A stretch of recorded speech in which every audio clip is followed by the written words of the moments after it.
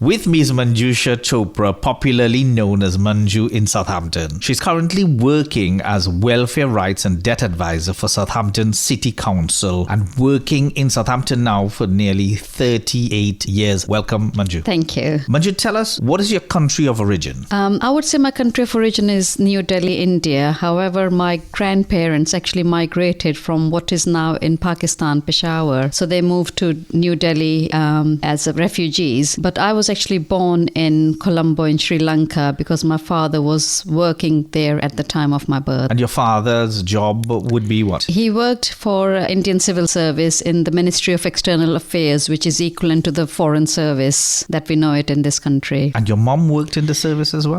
No, my mom was a teacher in the state government schools. Okay. And what did you do? I was a student. I'd been school and then I was in university. I had just finished my second year of doing BSc Zoology Honours in Delhi University before I moved to UK. What's Delhi like? Very vibrant, very multicultural, lots of languages are spoken, quite crowded, quite hot at times, but a lively place, very lively place. And you left at a time when you had friends, you were socializing, you were in university. Yes, yeah. It was a good time. I mean, when you leave your home country, there's always apprehensions, people you're leaving behind, but also excitement of moving somewhere else as well. And my father got posted to London, and it was they would call it as a family station, because there were some countries that were mainly there for single people, or only parents would go or father would go and travel. But UK, London happened to be a family station, so it was decided that my mum would take time off from her job. My sister had finished her university. I was the second one, and then I had a younger sister. That it was decided that we'd all move together. I didn't really want to stay behind on my own to finish my final year. Why did you leave, Manju? Because my father was posted. He got a posting to the High Commission of India in London in 1978. The posting is usually there for at least between 3 and 4 years, and it was a family posting. They were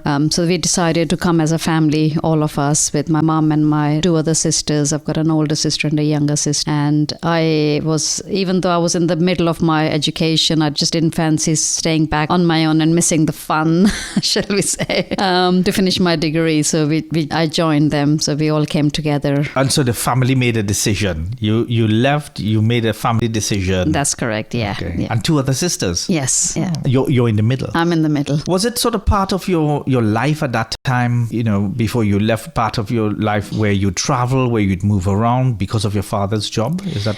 Yes, it was the Foreign Service job is where it was expected to travel to different countries, and therefore when I was born, he was posted in Sri Lanka. At the time it was called Ceylon, and after that his next posting was in Karachi, because that happened to be the capital of Pakistan before Islamabad, and my younger sister was born there. And then when we were in our secondary education, he was posted to the South Asian country of Laos, and then this happened to be so we were aware that every 3 to 4 years there's movement. Quite a spectacular kind of lifestyle. Kind of more exciting than the general kind of population around you. So my uncle used to sort of joke with my dad, saying, "Oh, you're bringing a new model from another country," as because we were born in different countries.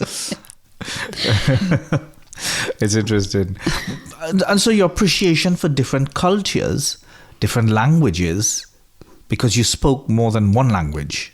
Yes, yeah. And you speak more than one language. Yes, yeah. Mm-hmm. I spoke what's traditionally now called Hindustani, which combines a bit of Urdu. It's not proper Urdu, but enough to understand a lot of Urdu language and Hindi. And in India, you did the Sanskrit as well. And there are also some schools in Delhi that are regional schools as well. So we learned a little bit of Bengali at the same time. But being multicultural meant, from the point of view of India, from different states, not necessarily from different countries. So you would have people from South India, West India, Maharashtra, Bengal, those kind of states. So you were not just mixing with one state. Right. So because but there was a downside to that, because being in Delhi, in written language, we only learned Hindi. Whereas if I had been in Punjab or Maharashtra, I would have learned two languages to speak more fluently, and because Hindi being a national language, became our first language, and we didn't have only a bit of Sanskrit and a little bit of Bengali and kind of Urdu from a little bit of time, which didn't stay with us for too long, unfortunately. There's a really interesting background, because then the issue of moving around wouldn't have been that difficult for you, right? It wasn't as scary as some people who would have probably left their country for the first time. So we had experience of living in another country and then moving back. It wasn't as scary and more exciting. And what are your most vivid memories of home? Memories are your family, your friends, warm weather, vibrant colors, vibrant festivals that are celebrated. There's always a festival in every month near enough. So all those things are what the memory is about, is living in a place which is in where you're also not a minority, you're the majority. So things like being discriminated never enter your head, or feeling that you're not in the right place and someone thinks you shouldn't be here didn't enter your head. So it was like we were the king of the castle. We moved around fairly independently with our, proud feelings. Nice memories there. It sounds spectacular as well as colourful, you're saying, as well as identity is important. So another vivid memory. Yes. Yeah, and you get the same feeling when you go back. You see the nameplates. There's tradition that the people put nameplates on their outside their houses, and you see similar names to what your family names are. More familiar of those, and you feel I've been here for quite a few years now, and it's not as if I feel necessarily discriminated against, but you still sometimes there are places where you feel you are the minority, and how many other of your own color are in the same place. But that's not the feeling you get when you go back home. It still feels like back home. It's interesting. What's the nameplates about? Is that your name, your surname, or name of the family? Name of the family, or it would be Mr. So-and-so Gupta, or Mr. So-and-so Sharma, or Mr. So-and-so Sheikh, or sometimes they would have the wife's name, but it's traditionally so people, because the address system is not as common in sense of, the streets and things like that, but when people are looking for narrow streets and things like that, they'll recognize who lives in that house or whatever, so they would have like a nameplate outside their gates. Very personalized. Yes, yeah, because they tend to be more family homes through generations, as opposed to a building which you've made it home and then you move on, whether you're downsizing or upsizing or whatever.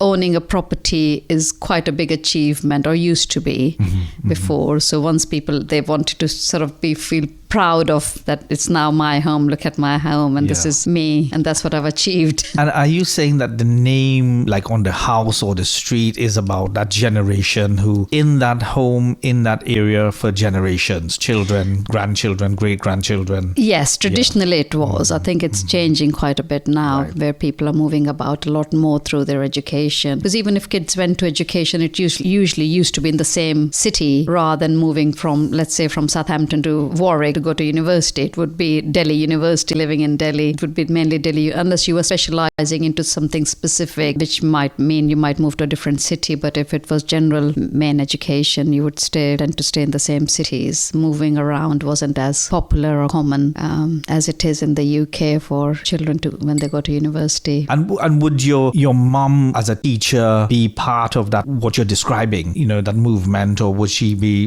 working away from the home area? It would still be in Delhi. It would be somewhere, it would be a traveling distance by local transport. It wouldn't be too far off. But she actually was married very young, and she actually finished her education after she had two of us. And then she got a job as a teacher much later in her life. So that was quite an inspiration for us to say that the education can carry on. It doesn't stop just because you've got married or you've had children. And education was a big part of our family structure, because we didn't come come from a farming family or a business family. Everybody was in education to get a decent job. And your father working in the ministry, education and the language and teaching and learning going on all the time. So what's your last memory of home? A bit of sadness of leaving people behind, not knowing when we would see them again. Still hope in the heart that yes, it is. We were still quite young. We've got a long life ahead of us, and hopefully we would come back not too late and not to a distant future and catch up with where we have missed out on. Friends and family, extended family? Everyone, friends as well. During that time, unfortunately, we didn't have the WhatsApps or telephone calls as easy, so we couldn't. And it used to be those old airmail letters that we used to wait for and send from time to time, and to get from the families, catch up on what's going on, and not internet to know what's going on, or the TV channels from abroad to know what's happening there. But there was something good about that as well, though, would you say? I suppose it made you... I mean, I could write pages and pages once I sat down to writing somebody, and one of my uncles used to really look forward to my letters, and he would say, really interesting letters you write. But that happened not as often as they would have liked it to happen, because you had to find the time in a way and the right frame set of your mind to be able to sit down and write what you've been doing. And sometimes you get a mental block and you forget what you meant to write, or are they really interested in what happened to me? Yeah, so I suppose they were, but they could also mean that anything sad that happened, it would take much longer to reach you, and you couldn't really get to them and be sharing their emotions and feelings at the same time as you'd like to be. So it worked, and then we modernize. We appreciate that. Yes.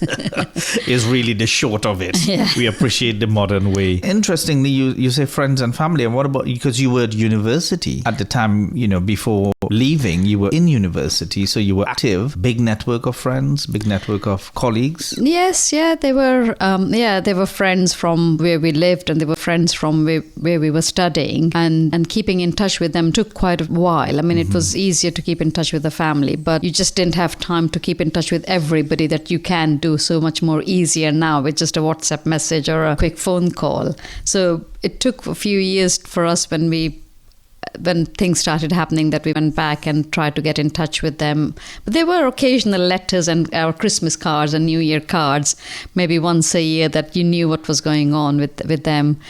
Yeah, so it does take a lot of time when you first move, that you leave so many people behind. But that's something you have to be mentally prepared for, to make new connections. Not necessarily to let go of the old connections, but make new ones at the same time. And while you're building new connections, some of the older ones are going to have to take a back seat for a while. And now with the modern WhatsApp messages and other social media, you can keep in touch with all of them at the same time. Absolutely. It's such a nice thing as well, in a lot of ways, right? And in some mediums, you could see them. Yes. Yeah. There's so many family members that as they were growing up, they were getting married, that we didn't know what they looked like. We didn't know whether they had families or where they were living or anything like that. So with the new social media, we've done a lot of catching up. That's and good. Especially with a lot of family members who have moved abroad as well. So we've got relatives in Australia and Canada and, and other places. And it's easier now to keep in touch with them and see what they look like, what their children look like, how old they are, and share those experiences. And same for them as well, to keep in touch with us, because once we had moved out of India, they had lost touch with us. All they knew was there was a relative, cousins who had moved abroad, and that was the end of the matter. But people don't write as much as they used to. No. I suppose you could do it on WhatsApp. Yeah, but it's not the same, is it? You don't get the same feeling in the...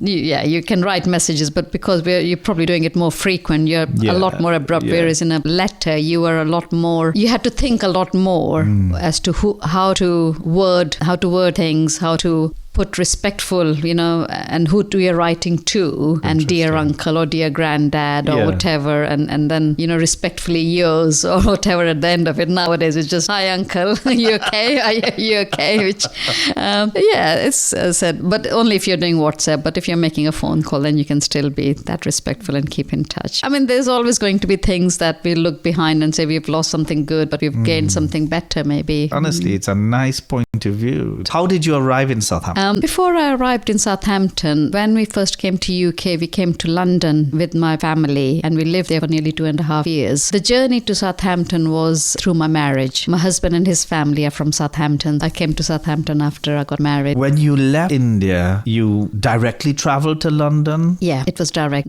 flight from Delhi to Heathrow, yeah. And we were put up in some kind of an accommodation, rented place for a few days before my dad found an accommodation which was with another family, because we had a cousin here in London who helped us find accommodation. But the first few days before we looked for any jobs or anything like that, those were very boring, dull days. The first impression of UK, even in the middle of summer, which was July, was not a very pleasant, warm experience because the weather was cold to us. It felt cold, it was raining, dull, sitting at home doing nothing, can't see many people around on the streets. It was very quiet on the streets of London, or the place where we were, which was once we moved to a property where we had another family living downstairs, and we moved upstairs and we had more connection, and we started looking for job or education and all that. That started then meaning that we were then feeling part of the society, and we were then getting on with our lives a little bit more, and you start getting busy with your life, then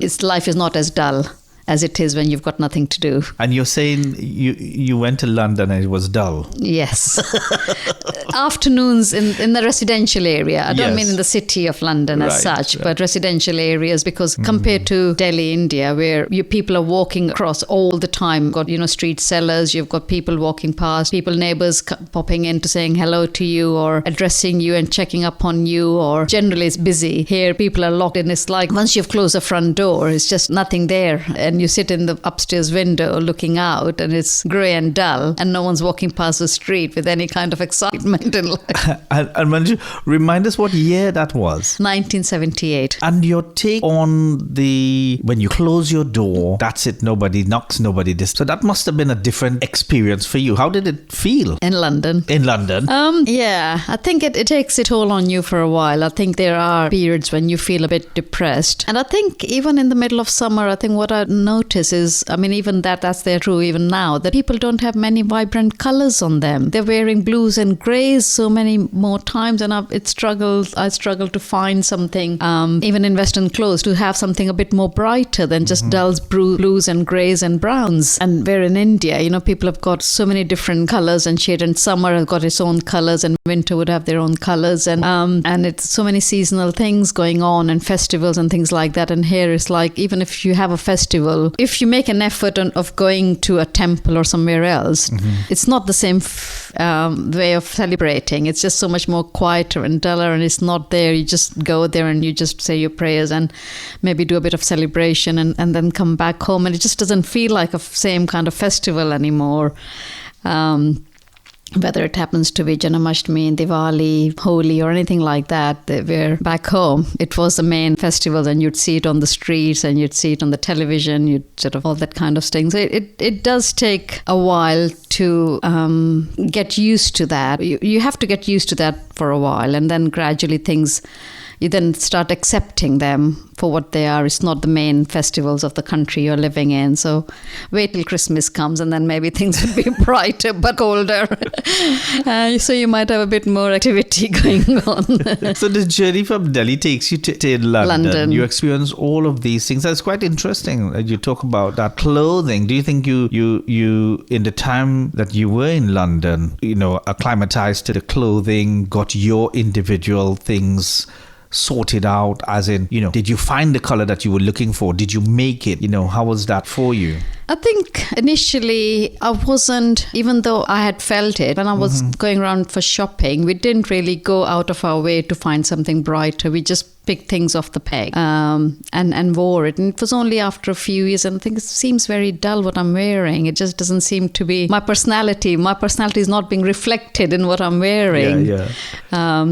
And gradually, I think there's a long kind of a process where at first you want to merge in. You don't want to stand out as well. And so you wear what others are wearing kind of thing. So you don't want to be looking at wearing a suit or a sari when you're out shopping, because you want to be merging in. And plus the weather doesn't actually help in wearing those outfits. But in your own home and in your own festivals, yes, you continue wearing your own bright, full, colourful clothes.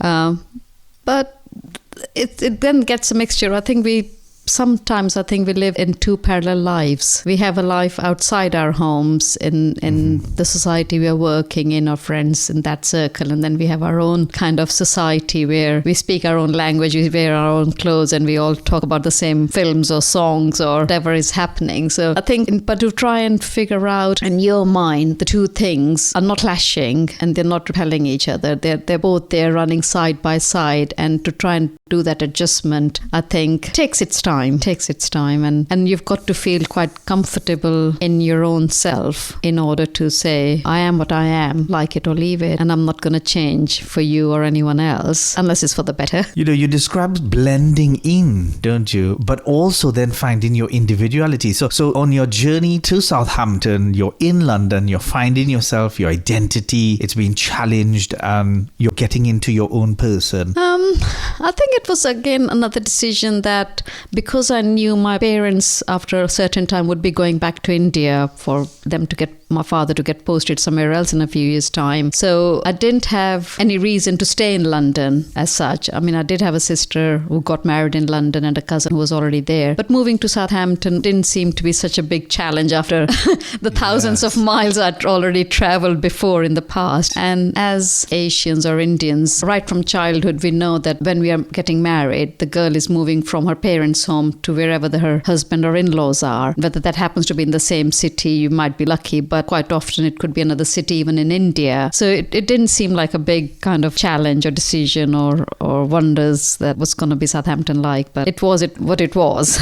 When you got down here, what was it like? My husband was living with his parents. We had a mother-in-law, father-in-law, a grandmother. Mm-hmm. He had younger siblings, 2 sisters and a brother. So I actually moved into a lovely family home where loved and respected by everybody, and I already had a job in London, and that when I'm with British Telecom when I was in London. So when I moved to Southampton, I managed to get a transfer to Bournemouth for British Telecom, and I was traveling there on a daily basis until such time that I had my first child, after which I stopped traveling, and then ended up after a couple of years of my son being born, working for Southampton City Council. Quite a transition coming down into Southampton. You were in what sounds like an already established family in Southampton. Yeah, that's right, because my in-laws had been here since mid-60s, so they had already been here for a few years, mm-hmm. and they had already established few family friends and social activities and organizations and religious, and the temple that they used to attend. And what about food?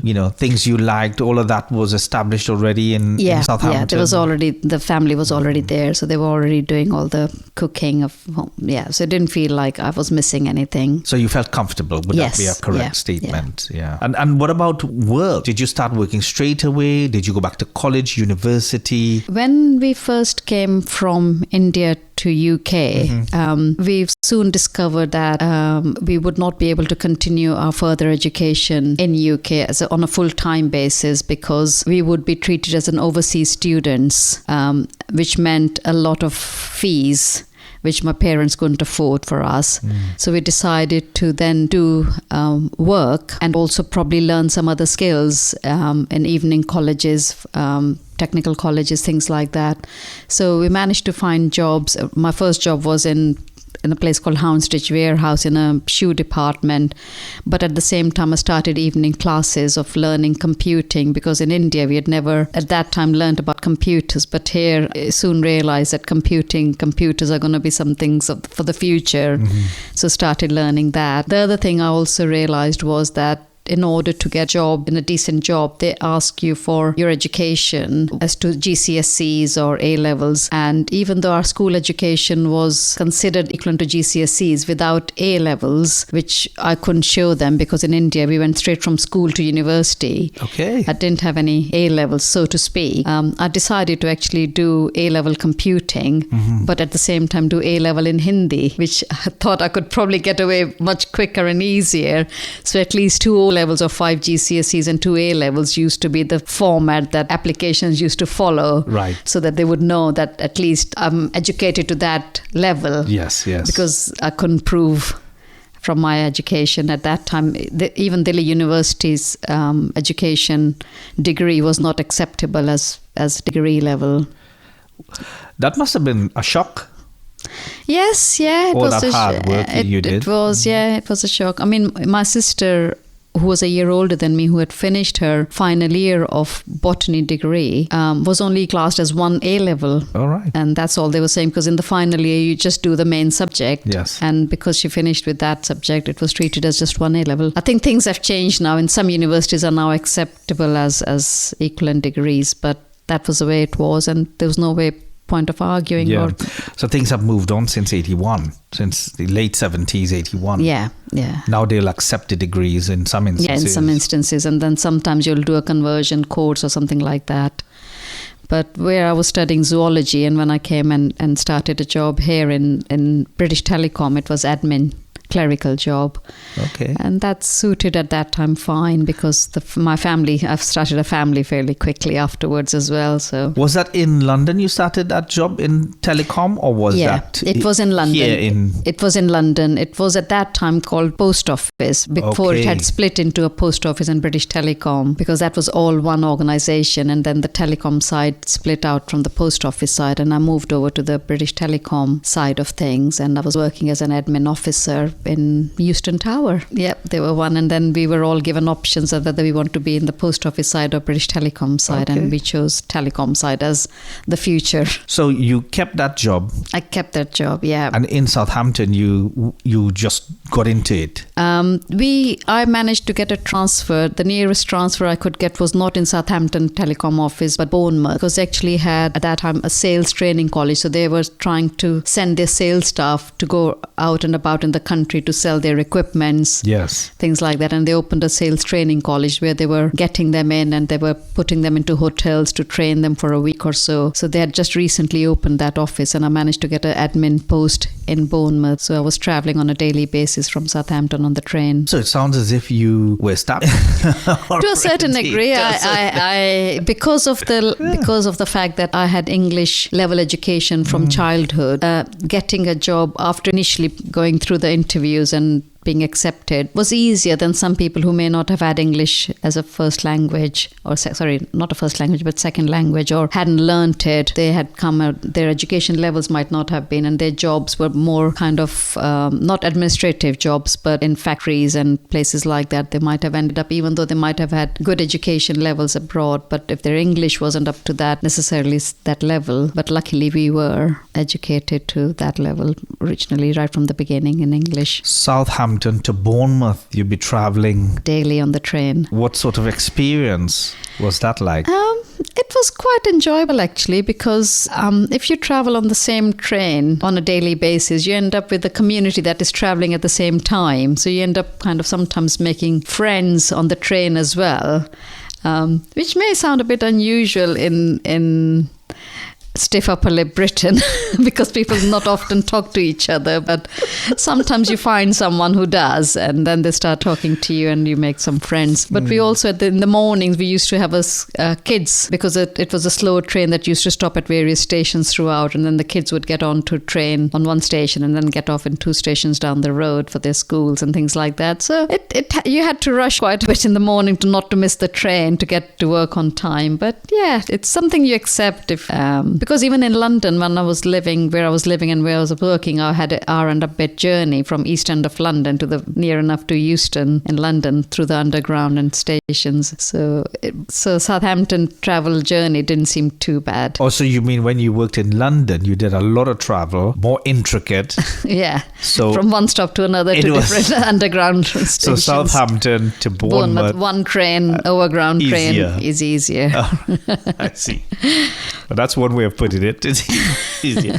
But I like the whole sort of spin on the family thing. You know, you get used to people almost like that. You get used to seeing a group of people. You get acquainted. You get to speak with them, and that sort of friendship. And I just wonder, you know, that would have come about because you were already in that transition of adaptation. Yeah, and generally speaking, I'm also quite an open person. I do make friends easily, and I do sort of greet people and normally smile at them. So if you do that, so people then can see that you're kind of an open person, and then start a conversation, or even just saying good morning, and then the next day it might be, oh, how was your day? Or, was a train late to yesterday? I didn't come in. Something starts a conversation, and that it just takes off from there. I do make friends easily. So your transition to the UK is becoming easier because you're working in London, you work in Southampton to Bournemouth and back. Yeah. Was there somebody who were particularly helpful? I was surrounded by my family, and then gradually other friends that they have made. It takes a bit of time to make your own circle of friends, but the friends we had originally were family friends, shall we say, rather than of the same age group as me or my personal friends. So you had families who had children of similar ages, or my in-laws' side of families, or you make them in the temple. So you have a social circle, not necessarily, and they were friends, of course, because they were not relatives. Right. They were relatives as well in Southampton. My husband had an uncle, and he had a wife and his children. So he had cousins in Southampton as well. So we had a good circle of immediate family, but we also had a circle of friends that were all supportive. So anything you needed, somebody might have had an experience of something. But then once I was in work and started working in the council, people started coming to me for advice on various things.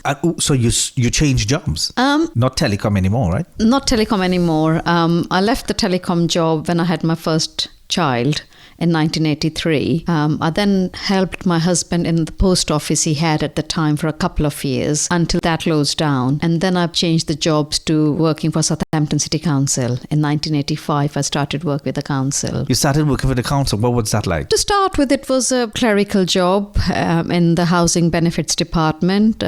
Because I had a small child by then, it was fairly local to me. It was a big organisation, supposedly very caring organisation, which it turned out to be later on as well, and just quite handy, and because by that time I already had experience in this country of admin jobs, right, that getting that job was much easier experience than getting my first admin job, where they made us do some kind of clerical test to see whether we could file certain documents in the right places and what our spellings were like and all that. But second job was much easier because I had already done that. And you say in the council you were able to help people in their transitions. Tell me a little bit about that. Okay. My first job was in the benefits department within the council, but gradually as I was progressing through my career, there came an opportunity where I became an advisor, and the council had an offices that were in the Derby Road area, Rope Walk Advice Centre, and I was one of the advisors there, and that's where I met and made a lot of contacts with the community and friends that have been lifelong friends as well. And that's where a lot of the new communities that came into Southampton came for the first time,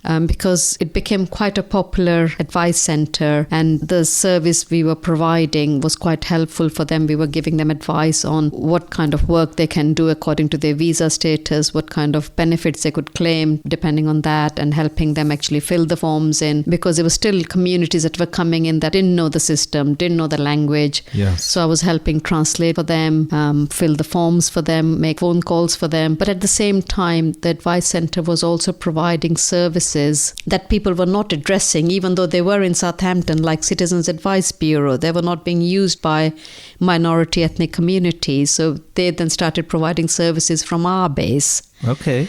We had solicitor's office, we had a police drop-in centre, we had advice and representation centre who did appeals, we had police surgeries, we had Polish interpreters, we had Chinese interpreters on different days of the week. So we could cater for different communities in the same office. So it became like a universal drop-in advice centre for a lot of communities. Sounds very comprehensive, and it sounds like it grew and grew and grew over those years. Yes, it did. It became very, very popular within the community. Mm-hmm. It was very much appreciated. And we did get a lot of love and respect from the communities, and we hope that we helped those communities settle down as well. And it sounds like it would be regarded as a key role and you as a key person, Manju. Yes, I would say, because apart from me, we did have other advisors who could speak a couple of languages, and the receptionist as well. But as an advisor, Yes. I was there for the maximum length of time. So and people gravitated towards me as well if they had any language issues, rather than some of the other advisors as well. So did you see the community growing? Yeah, I mean, inner city was already established as a multicultural inner city anyway. So we already had a lot of Asians were there before that. The Caribbeans were there, and then second generation Asians were coming in. There were lots of students were around at the time as well, because of studying at Warsash and places like that, Solent University. Then we started getting the communities from Afghanistan, Somalia, Poland, and other European countries. So we tried to adapt the services to try and meet the needs of those new communities, even though not necessarily all of them were done through Southampton City Council, but we provided a base, so other agencies, because for European national, there was an EU national project, and they had Polish speakers, and we funded the Chinese Association, funded some of the ones for interpreting facilities for Chinese community, and partly with the council's help as well. But the early work you did and was involved in particularly helpful to establish and build what we have now, is what you're saying, right? Yes, yeah.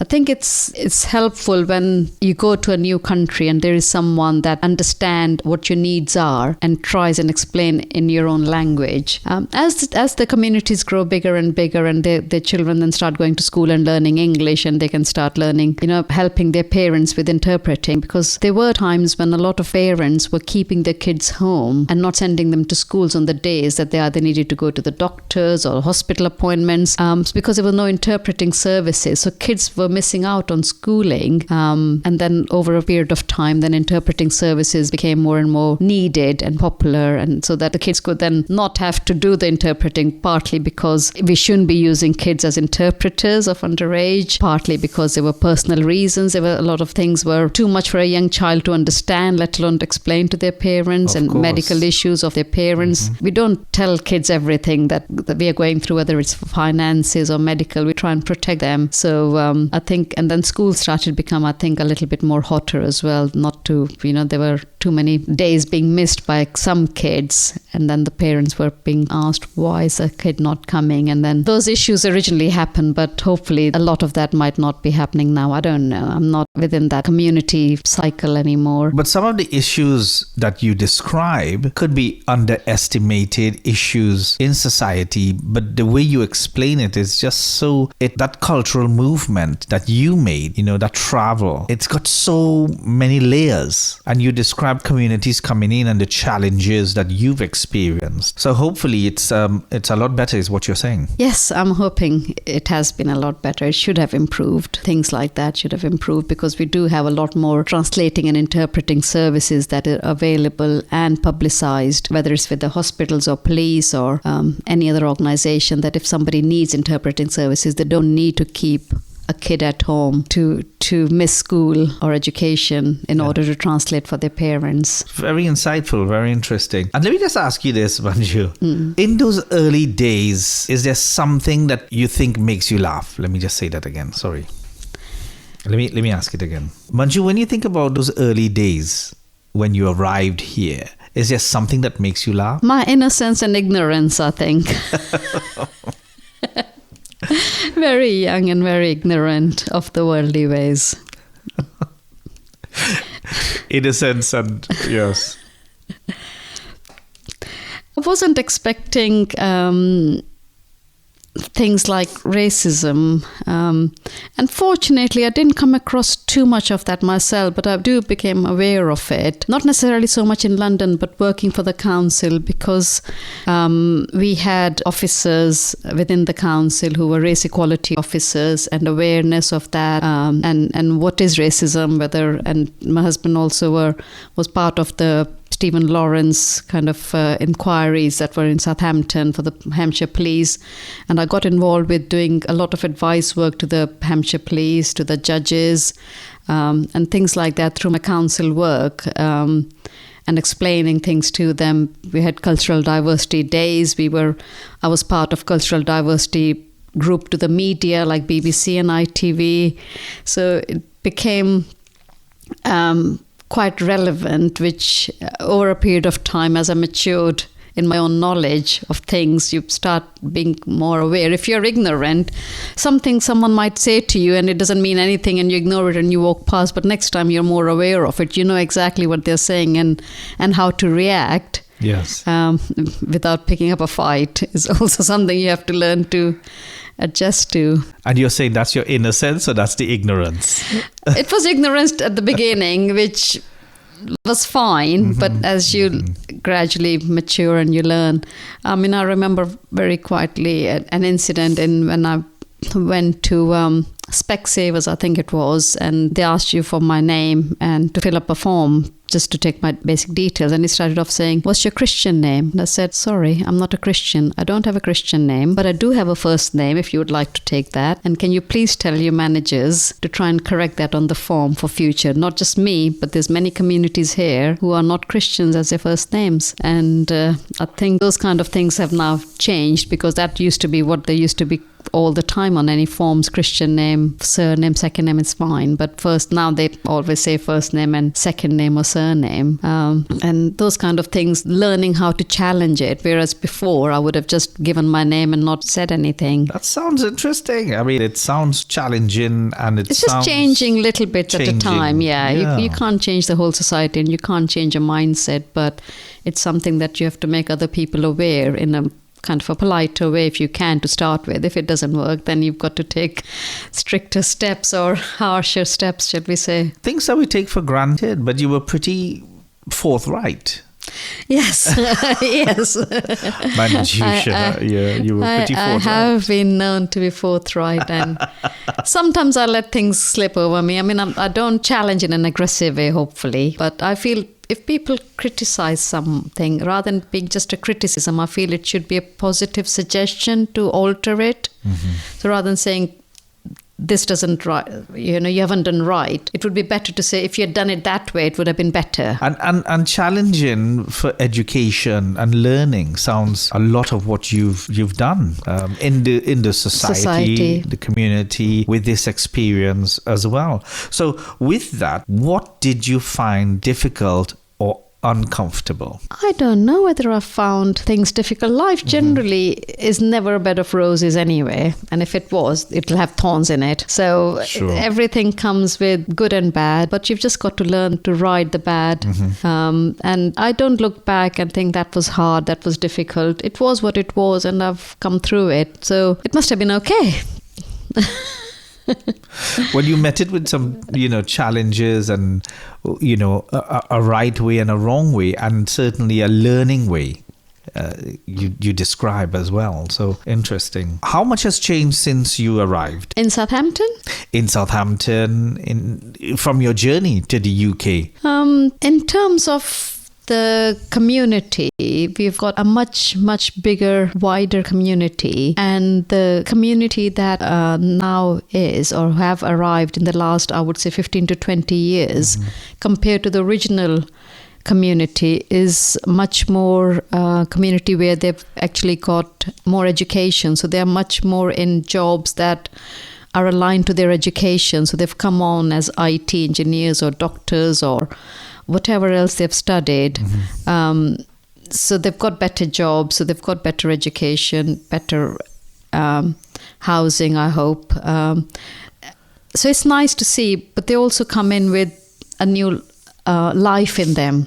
They're much more newcomers, shall we say, from their host communities. So they've still got a lot more of that energy of wanting to celebrate their festivals, because it's a bigger community. We have more, and people accept us for what they are, whether it's our food, whether it's our clothes. And Western communities have actually appreciated and embraced our culture more than turning up a nose at looking at something different. They want to wear our saris, they want to eat our curries, they want to celebrate Holi with us or Diwali with us. They know more about it. So that's nice to see from that point of view, that things have moved on, more people, and even communities have got more educated through whatever way they have educated. So they are aware of, different communities. not necessarily everybody would accept that they still need immigrants in the communities in the country. And there's obviously going to be very heated debates from time to time on that subject, whether it's for the positive or whether it isn't. But as an immigrant myself, I would not be criticizing. Everybody has their own story, their reasons. I believe no one gives up their home just for fun. There's got to be either economic reasons or reasons which have made them leave their family, their friends, their country behind. And it's not for fun. Yes. Even if it's economic reasons, poverty, yes, so it may be. And you described that journey in Southampton, around Derby Road, Rope Walk. You described that evolution of the communities as well. So would that be part of what you're saying has grown, has changed, has developed? Yes, it has developed to a larger extent, I think. The first generation, people have got that much older. Second generation, like myself, is getting to that age as well, where our energies are not as much as a younger generation is. So it's always nice to see much more vibrant.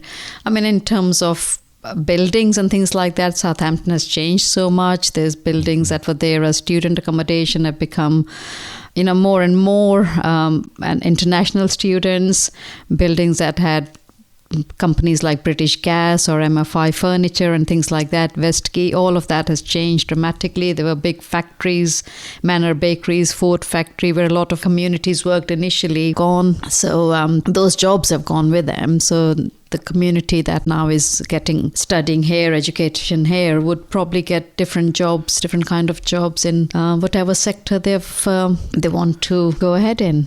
It's a really interesting journey and really interesting story and good, interesting changes. Some of us wouldn't even remember some of these buildings. I certainly wouldn't.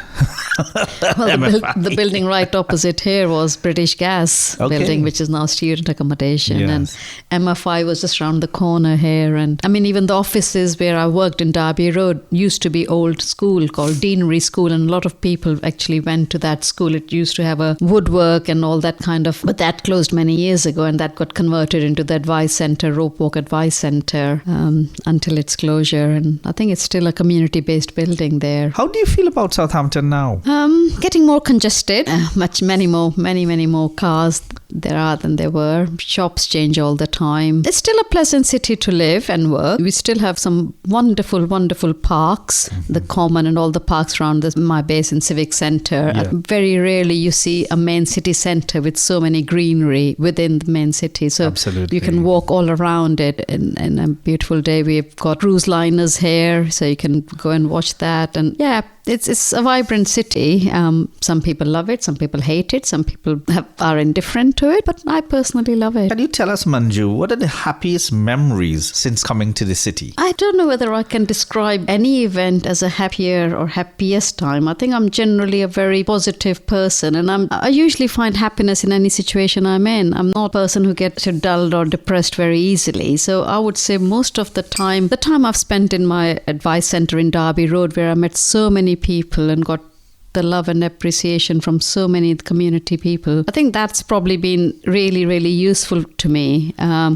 If I had ended up in an office where I hadn't met the community, I think I would not be where I am and not be the person I am with so many links to the community. So I think having that job within Rope Walk Advice Centre in Derby Road, I would say was probably the happiest period of my, even though it's not an easy job, don't get me wrong, the job is never easy, but meeting people and yes, getting the love and you can meet them face to face and see them and help them, and then they come back and say thank you to you because they feel that you've helped them in the best way possible. I think would be my happiest times, apart from obviously having your children, seeing them grow up and do personal things. In terms of my life, that is where I made most contacts with the various community groups, whether it was Polish and Somalian or Afghanis or Indians and within Indians and Bangladeshis and Pakistanis. I've got love from all of that. Sounds very rewarding, not just as a job, but that you were able to be part of the community and the development since then. Yeah, I would say that's true. I mean, people would treat me depending on their age and my age as their daughter, their sister, or whatever. And they would call me by that name, Appa or Didi or Beti. And that was a very, very nice feeling. So you felt part of community, and they would come in from time to time. And if let's say they had something to celebrate, they might bring some sweets to the office to share with us. So it became very much a big family environment in that respect. Yes. Regardless of where you were from.